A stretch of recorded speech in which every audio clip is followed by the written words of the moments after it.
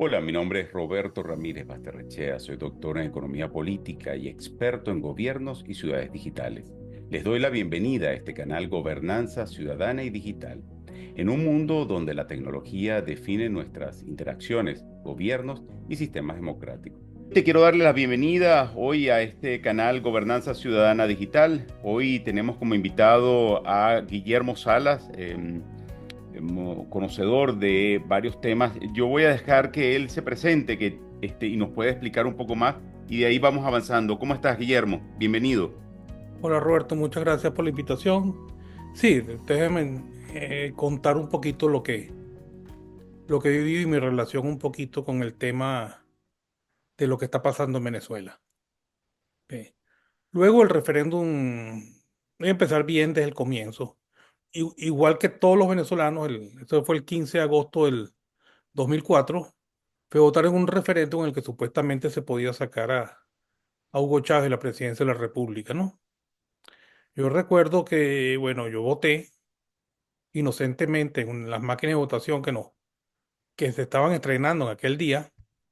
Y entonces, de regreso a mi casa, llamo a mi hermano y él me explica que las papeletas de votación no se van a contar. Porque uno agarraba, te acuerdas, votaba en la pantalla, te daba una papeleta y la papeleta uno la depositaba en una urna, ¿no? Entonces él me dice, Correcto. no, que las papeletas no se van a contar. Yo cuando dije que las papeletas no se van a contar, dije, la gente se queda aquí hasta por los siglos de los siglos, ¿no? Entonces, eso me preocupó mucho. Y bueno, simplemente, como había estudiado física, estudié física en la Simón Bolívar, en la Universidad Simón Bolívar, y también di un tiempo clase allí en esa universidad, simplemente después la única forma de tratar de saber si esos resultados eran los verdaderos o no, aquellos que habían dado las máquinas de votación, porque en el fondo después lo que me sentí que hicimos el papel de idiota. La máquina me da una papeleta y yo mismo la escondía.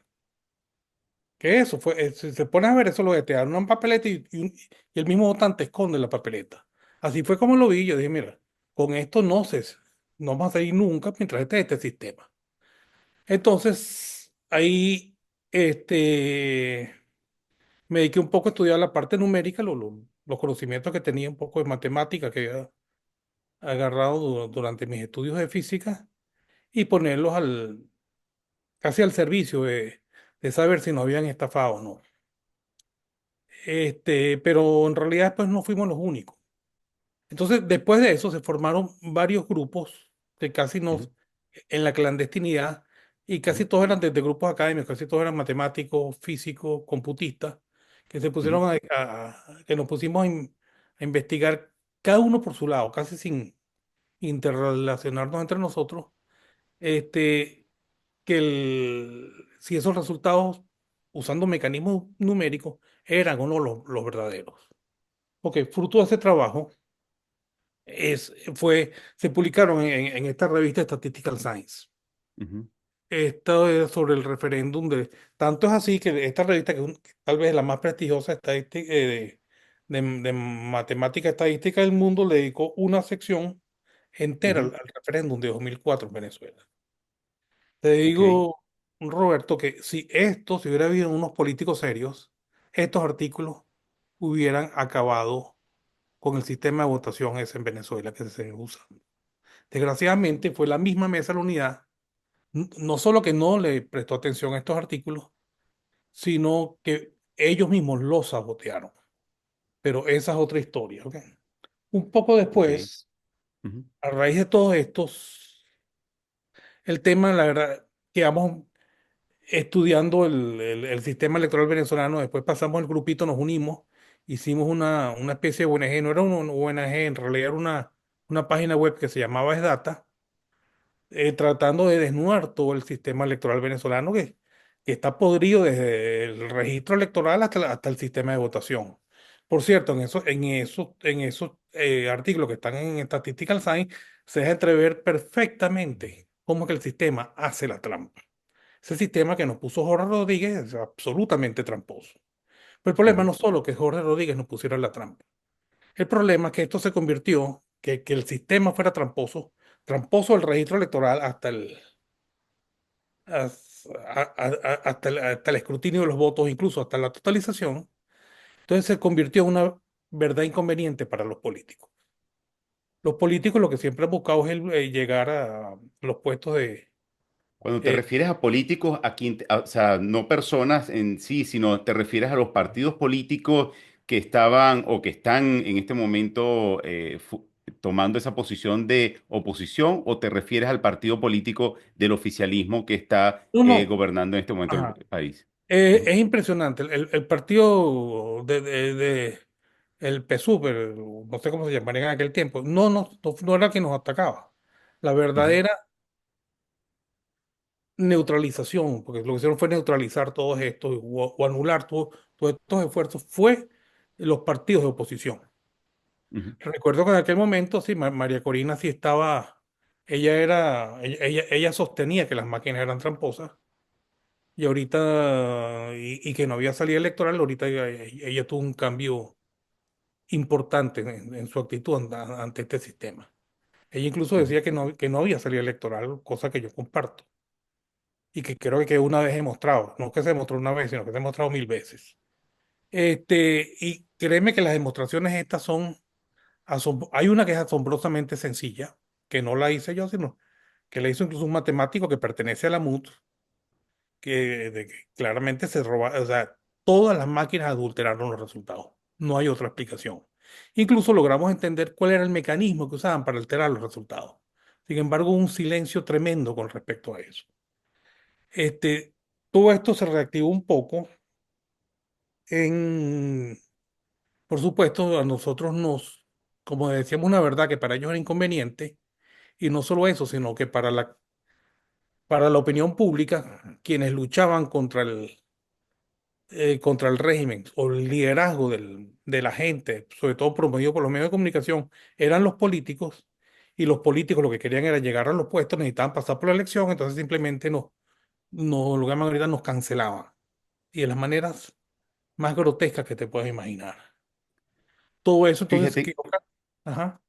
Sí, no, fíjate, Guillermo, tú siendo un físico y matemático, una Sí, persona con una carrera pues importante para un país que justamente requiere profesionales como tú, que se han visto de una u otra forma truncado las posibilidades de desarrollarse profesionalmente en este fantástico país como es Venezuela, donde ese grupo político a la cual estabas hablando se ha encargado de obstaculizar el desarrollo de profesionales como tú, y que muchos han tenido que emigrar por las razones obvias en las condiciones que se encuentra el país. ¿Cómo analiza estas posibilidades que tiene Venezuela para salir de esta problemática? Yo lo veo muy cuesta arriba, lo veo muy cuesta arriba. Estos tienen la tiranía, tiene la experticia, lo que llaman el know-how, Ujú, del G2 cubano, de la Stasi, de la KGB, todos ellos, incluso el Partido Comunista Chino, todos ellos los han adiestrado en el arte de someter a un pueblo. ok, Y eso lo están ejerciendo y lo han mejorado con todas las cuestiones electrónicas. Entonces yo lo veo que se dan hoy. Mire, yo creo que en Venezuela no hay conversación que ellos no puedan enterarse o acceder. Entonces yo ujú, creo que eso está, ellos han puesto eso muy, muy utilizado, toda esta tecnología moderna junto a los viejos mecanismos de administración y terror. O sea, el régimen ujú, de Maduro se mantiene ujú, por el terror. Y para mí que el verdadero partido, bueno, son dos. Uno que es los comunistas clase izquierda, algunos de la izquierda no tan carnívora, digamos así. Y también, o sea, él compró a la Fuerza Armada, la tiene comprada, le dieron toda viven como reyes, tienen negocios, etcétera, etcétera, y se mantienen en el poder. Lo que veo como posibilidad, en claro que el régimen de Maduro, que ujú. se produzca una guerra contra los carteles, vaya contra la tiranía de esta chavista. Sí, bueno, fíjate, interesante para continuar con lo que estábamos, el trabajo que hiciste en Esdata. y ha descubierto todo la que han podido hacer con el sistema electoral. ¿Cómo ves tú esas elecciones del 28 y las consecuencias de lo que ha pasado desde ahí con lo que sucedió en esas realmente tuvo una participación en lo que tiene que ver con las planillas de votación?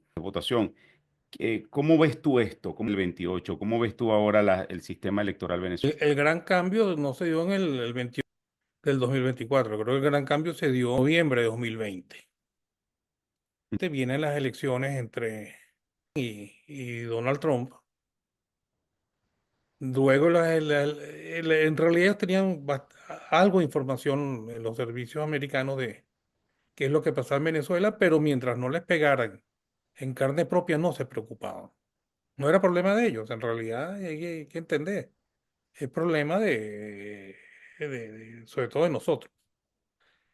Después agarraron y inmediatamente ellos empezaron unas investigaciones porque se enteraron que las máquinas, que era una compañía llamada Dominion, habían sido desarrolladas e incluso programadas por gente ligada a las máquinas de votación o al sistema de votación que se había usado en Venezuela. Eso le prendió todas las alarmas y se dedicaron a hacer una investigación tremendamente exhaustiva en todo esto. Y yo creo que ese fue el punto de quiebre. Entonces ellos empezaron perfectamente a estudiar el sistema, un grupo élite americano, y ese grupo élite americano fue el que logró que las máquinas el 28 de julio pusieran los resultados verdaderos. Porque hay una cosa clara, no se tienen los votos son los que están en las urnas y no tenemos ningún conteo de esas actas de las urnas. Lo que tenemos son las actas que dieron las máquinas. Unas máquinas totalmente controladas por el chavismo. Ok, Pero ¿qué pasó? Esa noche les llevó a ellos una sorpresa de que alguien mucho más inteligente que ellos evitó el fraude, evitó que las máquinas hicieran fraude. Para ellos les era vital aprender a parar el fraude de las máquinas. ¿Por qué? Porque las máquinas que eran primas hermanas de las que se estaban usando en Venezuela se iban a ujú, volver a usar en los Estados Unidos. Y ellos tenían la certeza o tenían la convicción de que esas máquinas le habían robado a la gente de Trump, digo, tenían la convicción de que esas máquinas la habían usado para robarse las elecciones. Y parte de la sospecha que tenían los mismos desarrolladores de software y de hardware. Eso le tremendo nerviosismo y por eso un poquito este es el libro, ¿no? Este es el libro, si ves aquí la portada del libro, donde ok, se resume todo para que se entienda. ujú, Este está en inglés, aquí está en español. Se llama El poder de la matemática. ¿Y por qué? correcto. ¿Y por qué un poquito este libro? Porque como quienes habían desarrollado el sistema de votación para Venezuela eran los mismos que lo habían hecho para los Estados Unidos, para Ujú. ellos como antecedentes a todo lo que yo espero que venga, porque yo creo que toda esta gente va a terminar presa, como antecedentes, mira, ellos quieren demostrar no solo que hicieron fraude allá, sino que toda esta gente tenía antecedentes total. Entonces, en este libro se pone todo, se resumen todos los trabajos matemáticos y se deduce no solo que hubo un fraude masivo y todo, y encima está hecho a un nivel para que todo el mundo lo pueda entender sin tener conocimiento especial de matemáticas. Y no solo eso, sino que concluye exactamente cómo funcionan las máquinas. Si tú ves las Correcto. últimas habladas de Elon Musk, él está clarísimo en lo que pasó y cómo funcionan las máquinas. Ok, por una parte tuvimos esa participación externa en el bloqueo o el ataque para evitar la manipulación de las máquinas posteriormente a las elecciones. En el caso de las elecciones del 28 de julio del Mm. 2024, también participaron, obviamente, las personas que estaban en los centros de votaciones, que fueron los que Claro, los sacaron comanditos los comanditos. agarraron y además fueron extremadamente diligentes, no solo en Ujú. agarrarla, sino digitalizarla prácticamente en 24 horas estaban ya todas ordenadas en Internet y Cor- y el mundo la podía ver. Correcto. ¿Qué recomendación nos puedes dar, Guillermo, por esta experiencia que tienes en los sistemas electorales electrónicos o digitales? ¿Qué recomendación puedes darnos también no solamente para Venezuela? No sé si sabes que hay un poco de cuestionamiento por el tema del uso de las Smartmatic, de las máquinas electorales en Honduras. Hace poco pasaron las Sí, sí, elecciones, las primarias. no, por un momento, no, no, no. No solo en Honduras. Recuerda que 2 semanas, creo que más o menos 2 semanas después de las elecciones en Venezuela, al presidente Smartmatic lo condenaron a 25 años de prisión. Los americanos. En- Correcto, Yo creo que esto es un ajedrez que se está jugando, muy bien jugado, de parte de ese grupo de élite americano. Ok. correcto, Yo creo que correcto. todo lo que se va a develar va a acabar con el voto electrónico en el mundo. Incluso no sé si has visto los mismos videos de Elon Musk diciendo que, que hay que acabar con el voto electrónico. Incluso en Alemania, donde estás tú, una Ujú, sentencia que yo creo que es la cosa más genial que se ha dicho, ujú. prohibiendo el voto electrónico. ¿Por qué? Correcto, es correcto. Porque Es manual. esa sentencia, porque hubo en una escogencia de una alcaldía, se produjo supuestamente un fraude y un físico precisamente hace un escrito mostrando que esos números eran fraudulentos, los números de votos que aparecieron, ¿no? Ujú, Entonces él lo mete en el Tribunal Constitucional, mete su alegato de fraude, el alegato de fraude llega al Tribunal Constitucional alemán y el Tribunal Constitucional alemán dice, mira, no voy a poner a pronunciar sobre lo que pasó en esta votación. Sobre lo que sí me voy a pronunciar es sobre el voto electrónico. No es aceptable que los ciudadanos no comprendan los mecanismos a través de los cuales se ejerce su soberanía. Y por no entenderlo, entonces tenga que confiar en 4 técnicos que nadie los escogió. O sea, ¿por qué la soberanía de un país, el futuro de un país, va a depender de la honestidad de los 4 técnicos que programan una computadora? Es un que programa absurdo. una computadora. Es correcto, sí. Entonces, eso yo creo, y con lo que viene, porque yo creo que se va a destapar todo en los Estados Unidos, yo creo que va a ser el fin del voto electrónico en el mundo. Y esta compañía esta compañía que empezó en Venezuela y que totalmente ligada, una de las cosas que después nos sorprendió más allá de la parte numérica y que se pone aquí, permítame para mostrarte aquí la página donde está el dibujo. Lo bueno de este libro es que está todo, ajá, son todas las conexiones. No sé si ahí se logran ver. Todas las Si conexiones, lo subes un poco, lo podemos. Sí, correcto, correcto. Ajá, están todas correcto. las Ujú, conexiones que había antes de la votación entre el ujú. gobierno de Chávez y la compañía esa. Esas Imagínate. conexiones accionarias. Tú sabes que a veces tú pones que no es la misma compañía, pues no los hace. Unos periodistas americanos de investigación se pusieron a hacerle el seguimiento. Mira, y en el niño esta compañía, está. Y mira, te lo voy a volver a poner. ¿Quién era? Para que veas esto es lo que se llama un diagrama de grafos, ¿no? Pero, ¿quién estaba arriba en espérate, para ver. Vamos. Lo interesante mientras buscas ahí, Guillermo, lo interesante es por qué los políticos Ahí de está. Mira, esa oposición. el que está ahí Ujú, arriba en el diagrama de grafo se llama Hugo correcto, Chávez. Ok. Eso se correcto. supo. Pero no solo que se Ujú, supo, sino que estos periodistas americanos se lo llevaron a la llamada coordinadora democrática. Y se lo ujú, llevaron a Chugo Torrealba, Jesús Torrealba, no como Chugo Torrealba. ujú, Simplemente cuando le enseñaron todas esas cosas, papeles por papeles, de cómo eran las compañías, el entramado de compañías, de esa que nos contó los votos como por 20 años, cuando ven todo ese entramado y que el que está arriba en todo eso es Hugo Chávez, él dijo, esto es inaceptable. Pero de ahí no pasó. Me imagino que después que dijo que es inaceptable, se fue a, a comer una carne y tomarse unos whisky en las sí, Mercedes. sí. Entonces, e- e- esa actitud es la que acabó con Venezuela. Guillermo, una de las preguntas que en este momento pues tiene una relevancia por el momento y por haber sido hace muy reciente son las declaraciones en el caso de María Corina Machado sobre el tema energético, sobre la industria petrolera. ¿Qué opinas tú al respecto de eso?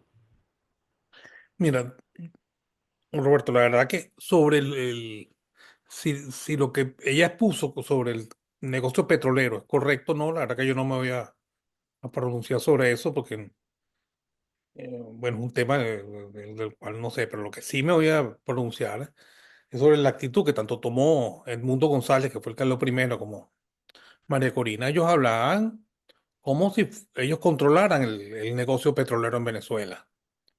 Y yo creo que necesitan un golpe de realidad. Señores, ustedes no son quienes están ahorita decidiendo qué pasa con el petróleo en Venezuela. Ustedes no, o sea, no lograron cobrar el 28 de julio. No se fue a programar el 10 de enero a Caracas como habían ofrecido, perdón, a juramentar, y ni siquiera se juramentaron en ningún otro lado del mundo. Entonces, ¿cómo pueden, sin tener el poder real? Desgraciadamente, el poder real sigue en manos del chavismo. O sea, entonces tú no puedes hacer ofertas sobre qué vas a hacer con el petróleo, qué quisieras hacer con el petróleo, si ni siquiera puedes salir de donde estás escondido. O sea, es bien lamentable la situación, pero creo que hace falta más sentido el realismo. Fíjate que este tipo de comentarios, en vez de generar una cierta estabilidad a nivel social, pues genera mucha confusión porque tratan de buscar la forma, esa narrativa. Yo desde hace tiempo vengo con tratar de combatir lo que es la narrativa, este tipo de lenguajes un poco manipulados y un poco de jugar con la expectativa de la sociedad y del ciudadano. ¿Crees tú que a quién se le hace daño en todo esto? A la industria petrolera, al No, venezolano, al ciudadano, ¿quién está verdaderamente siendo afectado por todo esto que estamos viviendo en este juego narrativo y en este juego político? o sea, los que estamos afectados somos los ciudadanos venezolanos, o el ciudadano venezolano que cree todas esas toneladas de optimismo que le han vendido, y resultó ser un optimismo que no tenía ninguna base cierta. Y yo creo que eso nos ha conducido a la depresión, por lo menos a todos aquellos que creyeron en todas esas ofertas de optimismo y empezar a hablar siempre con una sonrisa, como si hubieras ganado. O sea, me parece eso lo que llaman coach de autoestima. No, yo creo que es mucho más complicado lo que está pasando en Venezuela, que no se puede resolver con esos mecanismos Sí, de, pero entonces yo como un ciudadano normal me pregunto, ¿será que no existen personas que puedan romper esa narrativa y busquen los caminos para aclararle a la sociedad o tratar de explicarle qué significan los discursos, los comentarios que se están haciendo? Porque a la final ves que es un juego repetido. Vienes de uno, pasan al otro en una primera fase, fueron dentro de esa mesa de la unidad o ese grupo de mesa de unidad, empiezas a encontrar actores que han utilizado este mecanismo durante muchísimos años y que ahorita no hay una gran diferencia. Entonces, quiere decir de que el juego está justamente ahí en tratar de manipular para lograr espacios económicos y de interés, porque lo que refleja las declaraciones están claras que está más dirigida a tomar, apropiarse de lo que a todos los venezolanos le pertenece. bueno, no sé, yo lo que veo como que es una estrategia bien equivocada para hacerse ellos del poder, o sea, para sugerir o para hacer creer que ellos son los que están en control de la situación, cosa que es absolutamente falsa, evidentemente falsa. Y yo creo que para ellos también va a ser contraproducente, muy malo para el pueblo venezolano y también muy malo para ellos. Yo ¿Qué creo crees que, tú que piensa? Perdona, sí, te escucho, sí. sí, yo creo que dentro de poco va a pasar lo mismo que con Guaidó, que con Enrique Capriles, que ellos eran vendedores de optimismo. Guaidó fue un gran vendedor de optimismo, pero no, nunca tuvo base real, no tuvo los pies en la tierra, nunca. Y un Mm. poco me parece que se está repitiendo, desgraciadamente se está repitiendo esto. Guillermo, desde tu opinión, qué crees tú que está pensando Donald Trump, el presidente Donald Trump, sobre todo esto? ¿Cuál es tu visión de esto? Bueno, yo veo dos cosas. Yo veo, en primer lugar, yo creo que él entendió mucho la posición venezolana cuando vio lo que pasó con el interinato de Guaidó, ¿no? Por lo menos la Correcto. oposición oficial. Ahorita Guaidó vemos que vive como sin ningún tipo de problema, totalmente holgado y muy bien en Miami, mientras ofrecía unas cosas que jamás ni siquiera intentó, que creo que era cese la usurpación, gobierno de transición y elecciones libres, que tenía sentido, pero creo que no movieron un dedo para que eso sucediera. Eso lo vio Trump. Y por otro lado, veo que la gente, tanto de Edmundo González, sobre todo ese grupo que se formó, estaba muy ligado al Partido Demócrata y muy financiado por el partido, por gente del Partido Demócrata o de su entorno. Y eso yo creo que tampoco le gusta mucho a Trump. Pero Y yo vimos creo que hace poco una entrevista de María Corina Machado con el hijo de Donald Trump. Eh, ¿Crees tú que qué significado tiene eso? no, nada, pero ¿Cómo sí, lo ves tú? en la entrevista cuando le dice que le pedirá a su padre, entonces si pudiera hablar con el papá. Entonces ella dijo, lo primero que aclaró que no necesitaban botas en Venezuela, o sea que eso se resuelve así, de forma pacífica, cosa que yo no creo, no lo veo posible. Y lo otro que dice que ya tienen un plan en marcha, que no se preocupen, porque ya tienen un plan en marcha que lo están ejecutando. Correcto. Yo creo que yo tengo mis profundas dudas sobre eso. Bueno, con esta declaración de María Corina está claro que tienen un plan en marcha. Lo que no sabemos es No, pero no tienen ningún. verdaderamente cuáles son los intereses de fondo No, detrás pero de no, eso. no, pero no, pero es que tiene un plan en marcha, porque ni siquiera van a llegar a nada. O sea, eso lo he visto por todos lados. Yo he visto aquí gente pegada al petróleo de todos los tiempos en Madrid, en unos foros, haciendo lo mismo desde antes de las elecciones. O sea, entonces y gente que viene, Hauman vino el otro día y te pone el proyecto de la Gran Venezuela, lo que viene. No sé qué, señores, hay un problema primigenio. Antes de eso, es quien saca el chavismo del poder.